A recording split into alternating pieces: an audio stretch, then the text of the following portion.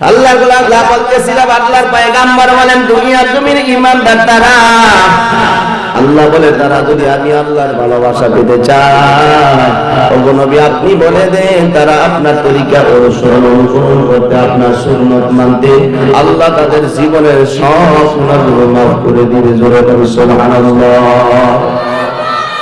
আমার নবীরে কেন ভালোবাসবা, কেন তরিকা মানবা? আমার নবীর থেকে দাবি কোন মানুষ দুনিয়াতে নাই। দুনিয়ার কোন মাদ্রাসাতে আমার নবী লেখাপড়া করে নাই, দুনিয়ার কোন মাদ্রাসা আমার নবী পড়ে নাই, দুনিয়ার কোন শিক্ষক আমার নবী পড়ায় নাই, দুনিয়ার জমিনে কোন ইউনিভার্সিটিতে বিশ্ববিদ্যালয় আমার নবী পড়ে নাই। আমার নবীকে আল্লাহ নিজে শিখাইছে, নিজে দান করছে। আমার নবীকে আল্লাহ নিজেই এলেন শিখাইছে। সুবহানাল্লাহ। আমার নবীকে আল্লাহ পূর্ণাঙ্গভাবে সব শিক্ষা দিয়া বোঝাইলেন, ওমা আরসালনা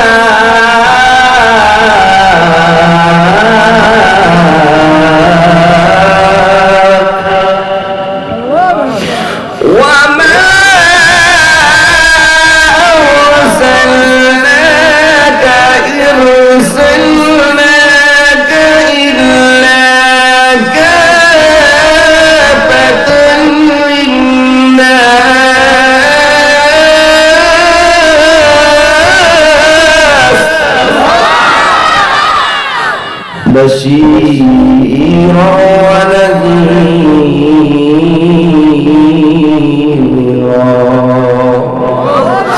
আল্লাহ তাআলা দিন আমার সাল্লাল্লাহু ইল্লা কাফাতাল লিন্নাস ও পয়গম্বর, আমি আল্লাহ রাব্বুল আলামিন আপনাকে প্রেরণ করেছি গোটা মানব মণ্ডলীর জন্য যথেষ্ট করে। ওগো পয়গম্বর আপনি নবী, আল্লাহ আমি আপনাকে সীমাবদ্ধ করে পাঠাই নাই যে আপনি অমুক এলাকার নবী, আমি আপনাকে অমুক এলাকার জন্য সীমাবদ্ধ করলাম। একবার আমার নবী আল্লাহকে প্রশ্ন করে, আল্লাহ রাব্বুল আলামিন আপনি বলুন আমি কোন এলাকার জন্য নবী আমাকে সীমাবদ্ধ করে পাঠাইছেন? আগের জমানার নবী পাঠাইলে বিভিন্ন এলাকার জন্য সীমাবদ্ধ করে পাঠাইতেন। কাউকে রোম দেশের জন্য পাঠাই দেন, কাউকে মিশরের জন্য পাঠাই দেন, কাউকে সাত দেশের জন্য পাঠাই দেন। আপনি বলুন আল্লাহ আপনি আমাকে কোন দেশের জন্য পাঠাইলেন? আল্লাহ জানাই দিলেন পয়গম্বর আমি আসমানের আল্লাহ, আপনি আসমানের নবী, আমি জমিনের আল্লাহ, আপনি জমিনের নবী। আমি আল্লাহ জান্নাতের আল্লাহ, আপনি জান্নাতের নবী। আমি জাহান্নামের আল্লাহ, আপনি জাহান্নামের নবী। আমি গোটা মাখলুকের আল্লাহ, আপনি গোটা মাখলুকের নবী।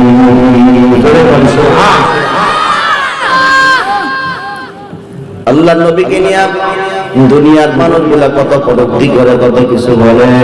মদিনার মধ্যে আমার নবীকে নিয়ে কিছু লোকেরা আমার নবীকে নাম ধরে ডাকছিল, মুহাম্মদকে ডাকতেছিল।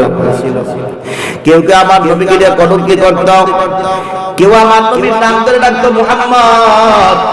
কাফেররা মুহাম্মদ বলে ডাকতো, মুনাফিকরাও ডাকতো। সাধারণ মূর্খ বা মুসলমানরা আমার নবীকে মুহাম্মদ বলে তখন ডাকতো। আল্লাহ সাথে সাথে কোরআন আয়াত নাযিল করে বলে দিলেন, মা কানা মুহাম্মাদুন আবা আহাদিন মির রিজাল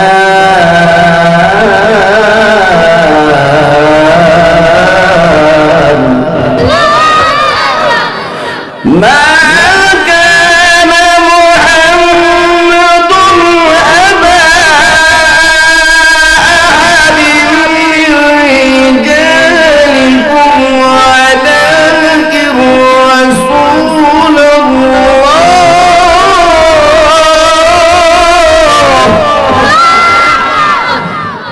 ولكن رسول الله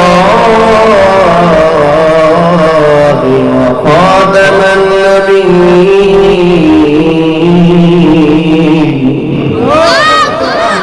وكان الله بكل شيء عليما ربي الله لا إله غيره ونبي محمد مصطفى جہاں تک ہے ربوبیت خدا کا وہاں تک ہے ربوت مصطفى کا।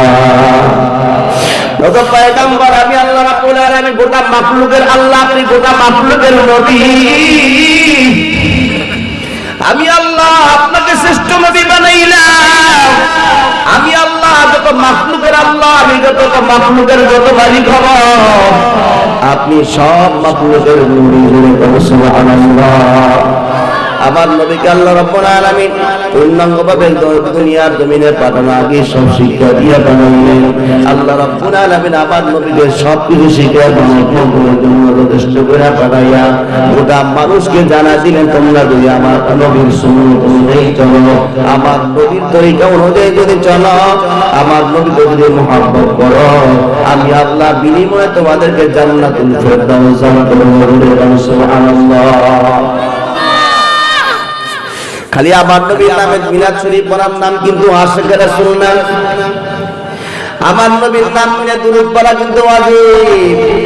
এমন একজন পয়গম্বর আল্লাহ আপনাকে আমাকে দান করলো, যেই নবীর নাম শুনলে গোটা মানুষের উপরে, মুসলিম মনের উপরে আমার নবীর নাম শোনার সাথে সাথে তার উপরে দুরূদ পড়া ওয়াজিব হয়ে যায়। ঠিক কি না ধরে না? এমন নবীর উম্মত হতে পেরে খুশি না বেজার? আরো জোরে বলো খুশি না বেজার? এই আল্লাহর গোলাম আমার নবীর যারা কষ্ট দেয়, আল্লাহ তাদের প্রতি রাগ হয়ে যায়। আমার নবী যার উপরে খুশি, আল্লাহ তার উপরে খুশি। ঠিক কি না বলেন? নবীর এক সাহাবী আবার নবীর সামনে গেলেন, গভীর রাত, কেউ না শীতের মৌসুম, ঘরের দরজার সামনে কে যেন আমার নবী ঘরের দরজার সামনে দাঁড়ায় গেছে, অন্ধকার রাত। গভীর রাতে আমার নবী ঘরের দরজাটা খুললেন, তাকায় দেখলো কে যেন দাঁড়ায় আছে, অন্ধকার রাত। কোন যুবক মনে হয় নবীর ঘরের দরজার সামনে দাঁড়ায় আছে। আমার নবী জিজ্ঞাসা করেন, মান আনতা ওয়া মা ইসমুকা, কে তুমি করতে আসছো? অদৃশ্য ওই অন্ধকার ভিতর থেকে যুবক জবাব দেয়, পয়গম্বর আমার নাম হলো আব্দুল্লাহ, আমি আপনার ঘরের সামনে দাঁড়ায় গেছি, কখন আপনার চেহারাটা আমি দেখবো। কারণ আমার নবী দুনিয়ার জমিনে সবচেয়ে সুন্দর ছিল। ঠিক না? আমার নবী গামলে মেশকো আম্বরের গ্রাস, তো আমরা আতর সেইন ব্যবহার করি সাহাবায়ে কেরাম, আমার নবীর গামগুলো আতর সেইন হিসেবে ব্যবহার করতেন। আল্লাহর গোলাম খাদিজাতুল কুবরা রাদিয়াল্লাহু তাআলা আমার নবীকে নিয়ে বসা, বিল্ডিং এর ছাদের উপরে বসা। খাদিজা আমার নবীর মাথার মধ্যে হাত দিয়ে মেসেজ করতেছে, চুলগুলা টানতেছে, চুলগুলা দিয়ে মেসেজ করতেছে।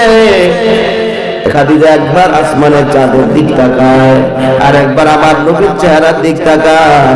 আমার নবী মুস্কি হাসি দিয়ে জিজ্ঞাসা করেন, খাদিজা আসমানের চাঁদের দিক তাকাও আর আমার দিক তাকাও, কারণ কি? খাদিজা জবাব দেয়, পয়গম্বর আমি দেখি আসমানের চাঁদ সুন্দর নাকি আপনি সুন্দর? আল্লাহ নবী জিজ্ঞাসা করলে কোনটা সুন্দর পাইলেন? খাদিজা জবাব দেয়, পয়গম্বর আসমানের চাঁদের মধ্যে কালো দাগ আছে, কালো দাগ আছে, কিন্তু আমার কোলের মধ্যে যে চাঁদ, এই চাঁদ আসমানের চাঁদের থেকে কোটি কোটি কোটি সুন্দর। সুবহানাল্লাহ, সুবহানাল্লাহ। এই আল্লাহর গোলাম আবু জাহাল, হজের মৌসুম ছিল, হজের মৌসুম। এখন তো হোটেল আছে, বিভিন্ন থাকার ব্যবস্থা। আগে হাজী সাহেব হজ করতে আসলে মরুভূমির মধ্যে তাঁবু খাটতে তারা অপেক্ষা করত, ওখানে রাত্রি যাপন করতো, আরাম করতো।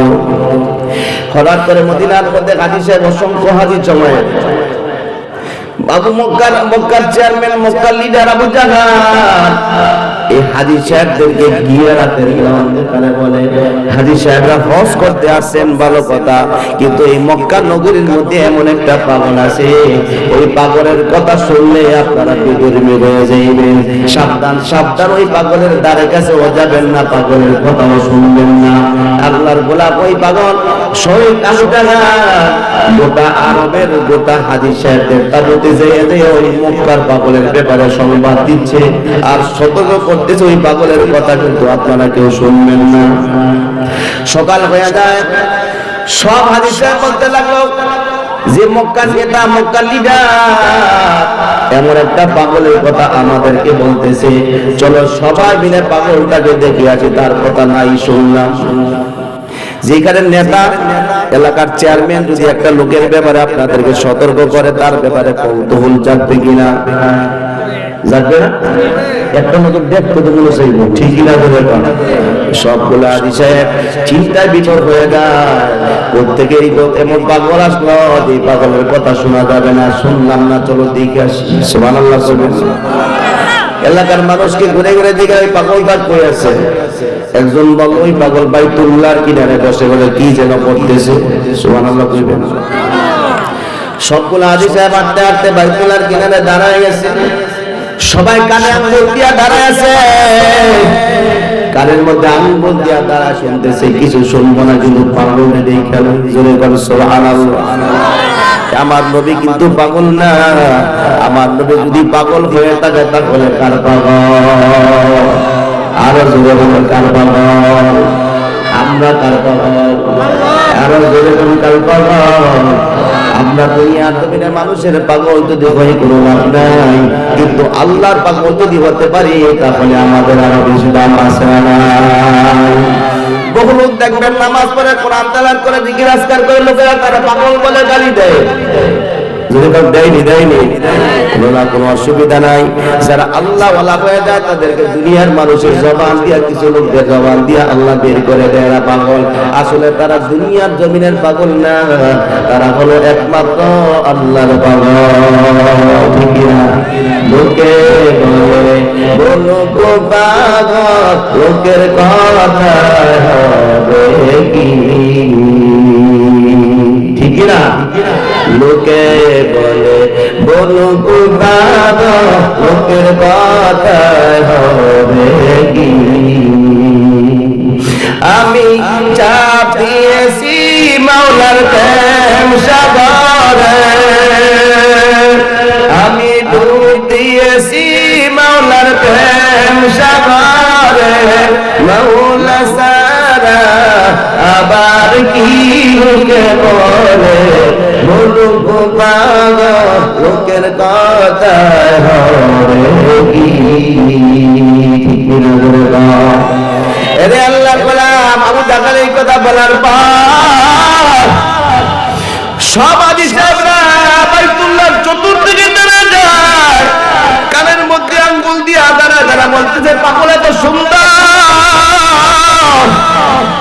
চক্ষু হরিণীর মতো টানা এত সুন্দর তার চুলগুলা কত সুন্দর পা কত সুন্দর তার শরীর কত সুন্দর মেঘের একটা খন্ড আমার নবীর মাথার উপরে ছায়া দিয়ে রেখেছে সুবহানাল্লাহ আমার নবীর শরীর থেকে গানের ফুটাগুলা জর্জর করে পড়তেছে মনে মুক্তা পড়তেছে সব লোকেরা বলতে লাগলো পাগল এত সুন্দর কি মানুষ হয় পাগল এত সুন্দর এই পাগল কি বলে শুনো সবার হাত থেকে কান থেকে হাত কখন শোনা গেছে খবর না হঠাৎ করে শুনতে পাইল আমার নবীর জবান দিয়া বের হয়ে গেল ওয়ামা সাহিবুকুম বিমাজনুন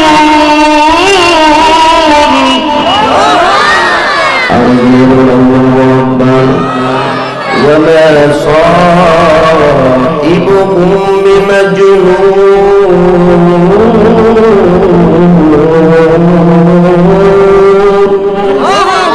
আমার নবীর জবান দিয়ে যখন আয়াত বের হয়ে যায় আল্লাহ বলতেছে আমার বন্ধু মুহাম্মদ পাগল না আমার নবী হলো রাহমাতুল লিল আলামিন উম্মতের কান্ডারি আমার নবী পাগল হতে পারে না পাগল না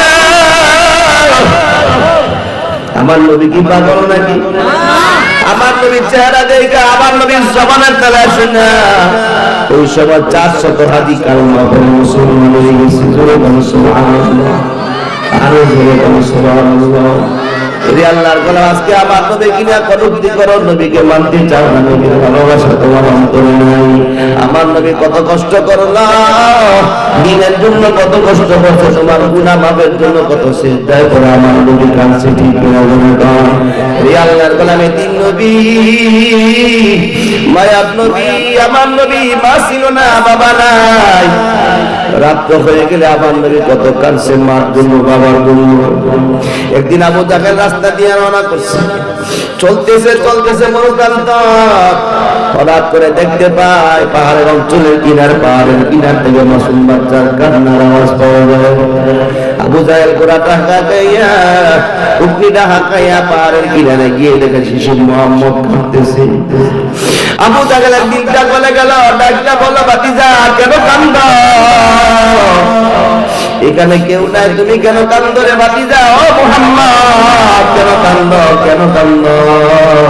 আমার নবী কাঁদতেছে আর বলতে, চাচা তাকায় দেখো অন্ধকার হয়ে যাইতেছে, ছোট মাছ বাচ্চারা খেলাধুলা করতেছে মাঠের মধ্যে। বাবার আইসা সন্তানদেরকে কোলের মধ্যে তুলিয়া নেয়, গালে কপালে চুমা দেয়, বাড়ি নিয়ে যায়। ও চাচা আমার তো বাবা, আমার বাবা না, কে আমারে কুলে নিবে, কে আমাকে আদর দিবে? চাচা বাবার আদর কে দিবে? এই জন্য কান্দি। আবু জাহেল কাঁদতেছে আর বলতে, শিশু মুহাম্মদ তোর বাবার আনতে পারবো না ঠিক, কিন্তু আমি কিছুক্ষণ তোর বাবার আদর দিব, চল আমি তোকে বাড়ি পৌঁছে দেই। শিশু মুহাম্মদকে আবু জাহেল ওটটা থামায়া ওটটা বসায়া আবার নবী শিশু মুহাম্মদকে ওদের উপর উঠাইলেন। আবু জাহেল আবার নবীকে শিশু মুহাম্মদকে আবু জাহেলের পিছনের মধ্যে যখন ওটের উপরে উঠাই দিলেন, আবু জাহেলের পিছনের মধ্যে যখন বসাইলেন, আর সাথে সাথে ওটটা জমিনের মধ্যে দাঁড়ানো থেকে বসে গেছে। সুবহানাল্লাহ। আবু জাহেল এখন আঘাত করতে ওদের দাঁড়ানোর চেষ্টা করে, কিন্তু ওর দাঁড়ায় না। আবু জাহেল পেরেশান, বারবার আঘাত করতেছে, মাথার মধ্যে আঘাত করে, উঠে না, বসে আছে। আবু জাহেল এমন ভাবে আঘাত করতেছে, আঘাতে আঘাতে ওদের মাথার চামড়া ফাইটা শরীরের মধ্যে ঢিঙ্কি দিয়ে রক্ত পড়তেছে। ও আসমানের দিক তাকায়া চোখের পানিগুলা ছেড়ে দিয়ে বলতে, আল্লাহ আবু জাহেলকে কিভাবে আমি বলবো? আবু জাহেলের পিছের মধ্যে উম্মতের কান্নারি, নবীদের শ্রদ্ধা, নবীদের ইমামকে পিছনে বসে, আবু জাহেল সামনে বসে। এই বেয়াদবি আগে ও বরদাস্ত করতে পারতেছি না, বলে সুবহানাল্লাহ। আল্লাহ রাব্বুল আলামিন আমি কিভাবে বলবো? আবু জাহেলকে কিভাবে বলবো? শিশু মুহাম্মদ আবু জাহেলের পিছনে রেখা আমি ওর কিভাবে সামনে যাব? এই জন্য উঠি না। আবু জাহেল চালাক মানুষ ছিল, শিশু মুহাম্মদকে তার পিছন দিক থেকে উঠাইয়া যখন আবু জাহেলের সামনের মধ্যে বসা, ওটার এখন বসা নাই, পাগল উম্মতের মতো দৌড়াইতেছে মক্কার দিকে, জোরে বলো সুবহানাল্লাহ। আবু জাহেল কাঁদতেছে আর বলতে, কি দেখলাম? এই শিশু মুহাম্মদকে পিছে বসার কারণে বসে গেলে, সামনে বসানোর জন্য ওর দৌড়াইতেছে। ঘরের দরজার সামনে যাইয়া আবু জাহেল ডাইকে বলতে লাগলো, আব্দুল মুত্তালিব, ঘর থেকে বের হয়ে আসো, তোমার নাতি, তোমার ওই তোমার নাতি তার বাবা জম্মু কান্দে। এমন মাসুম বাচ্চা জীবনও দেখে না, মেঘের খণ্ড তার আকাশের মধ্যে ছায়া দিয়েছে, তার কান্নার আওয়াজে আমি দেখলাম পাথরের মাটিগুলো থরথর করে কাঁপতেছে আর কাঁপতেছে। শিশু মুহাম্মদ আবার নবী দাদার গলার মধ্যে ধরে কাঁদতেছে। দাদা মক্কার বাবারা সন্তানদেরকে কত আদর করে, আমার তো বাবা নাই, আমার তো বাবার আদর দেওয়ার মতো কেউ নেই। ও দাদা তুমি সুযোগ দাও, আমার বাবাকে একটা নজর দেখার জন্য সুযোগ করে দাও, কোথায় আমার বাবারে পাবো?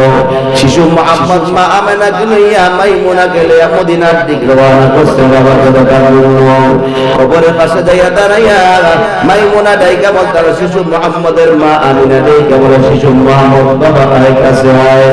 এই জায়গার মধ্যে দাঁড়া, তাকায় দেখ এই জমির নিচে শুয়ে আছে তোর বাবা, পুরো সুবহানাল্লাহ। শিশু মুহাম্মদ কোথা থেকে লাফ দিয়া নাই মা আবু আব্দুল মুত্তালিব, আবু তালেব, আব্দুল্লাহর কবরের কাছে দাঁড়াইয়া চোখের পানিগুলো ছেড়ে দিয়ে কবরের মাটির মধ্যে হাত দিয়া কাঁদতেছে আর বলতেছে, বাবা। মক্কার ছোট ছোট মাসুম বাচ্চাদেরকে বাবারা কত আদর দেয়। দিনের বেলা ছোট বাচ্চারা তখন খেলা করে সন্ধ্যা বাবারা সন্তানদেরকে লইয়া কোলের মধ্যে নিয়ে আদর দেয়, চুমা দেয়, কত খাবার তাদেরকে খাওয়া। ও বাবা তুমি এই জমি নিজে শুয়ে আছো, বাবার আদর কেমন আমি তো মুহাম্মদ দেখি নাই। আমার নবী চোখের পানি ফেলে কবরের পাশে দাঁড়ায় তখন কাঁদতেছে, কবরের মাটিগুলো করে কাবার জন্য আসমানের ফেরেশতারা কান্দে, জমিনের ফেরেশতারা কান্দে আর বলে আল্লাহ, এই কবরের ভিতরে শিশু মুহাম্মদের বাবা শুয়েছে। আসমান জমিনের নবী আমাদের সর্দার কান্দে, আমরা তো সহ্য করতে পারি না। আমি না শিশু মুহাম্মদকে কোলের মধ্যে নিয়ে চুমা দিয়ে চোখের পানি গুনা বইসা বাড়ির দিক যখন রওনা করলো, রাস্তা দিয়া বহুদূর যাওয়ার পর শিশু মুহাম্মদকে মা আমেনা ডাইকা বলতে লাগলো, বাবা একটু নামো নামো, আমার শরীরের মধ্যে প্রচন্ড জ্বর অনুভব হচ্ছে। মা আমেনা সন্তান শিশু মুহাম্মদকে নিয়ে জমিনের মধ্যে বসলেন। মা আমেনা কাঁদতেছে আর বলতে, শিশু মুহাম্মদ আয় বাবা আয়, আমার কাছে একটা নজর করে ভালো করে দেখা, তুমিও আমাকে ভালো করে দেখা। আজকের পর থেকে মনে হয় তোর সাথে আবার দেখা হবে না রে বাবা। তোর বাবারে দেখতে ইচ্ছা, তুমি তোমার মাকে হারাইলা। শিশু মুহাম্মদ আবার নবীর আবার মা আমেনার গলার মধ্যে জড়ায় ধরে কাঁদে আর বলে, মা বাবাকে দেখি না, এখন তো 6 বছর বয়সে তোমার আদর থেকে আমি ও মা, আমার বাবা নাই, তুমিও নাই, তুমি যদি চলে যাও আমি কার গলার মধ্যে ধরে ঘুমাবো রে মা। আমার মা বাবা আমার মা কে আমাকে আদর দিবে, আমি কার গলার মধ্যে ধরে ধরে তোমার বুকে আমাকে আদর দিবে। শিশু মুহাম্মদ কাঁদতেছে। কতক্ষণ পরে মা আমেনা দুনিয়ার জমিন থেকে চলে যায়। মা আমেনা দুনিয়ার জমিন থেকে বিদায় হওয়ার পর ভাই বোনা আমার নবীকে কোলের মধ্যে নিয়ে মক্কার দিকে রওনা করে। দাদা আব্দুল মুত্তালিব বাইতুল্লাহর কিনারে দাঁড়ায় মদিনার রাস্তার দিকে তাকায় আছে। শিশু মুহাম্মদ নাতি কখন আসবে? বহু দূর তাকার পর দেখলো পাঠাইলাম 3 জন, এখন দেখা যায় মাত্র 2 জন। শিশু মুহাম্মদ বাইতুল্লাহর কিনারে আইসা ওর থেকে লাফ দিয়া নাবিয়া দাদার গলার মধ্যে জোরে জোরে কাঁদতে বলে, দাদা আমার বাবা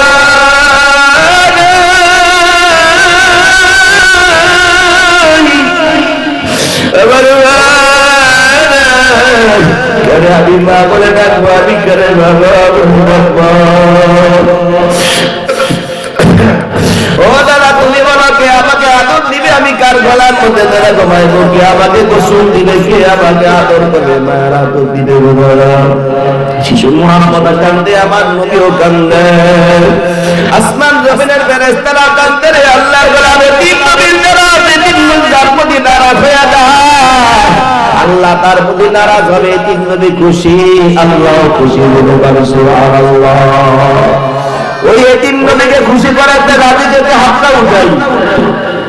নারে তাকবীর, নারে তাকবীর। আল্লাহ আমাদের কবুল করে জোরে কোন আমিন।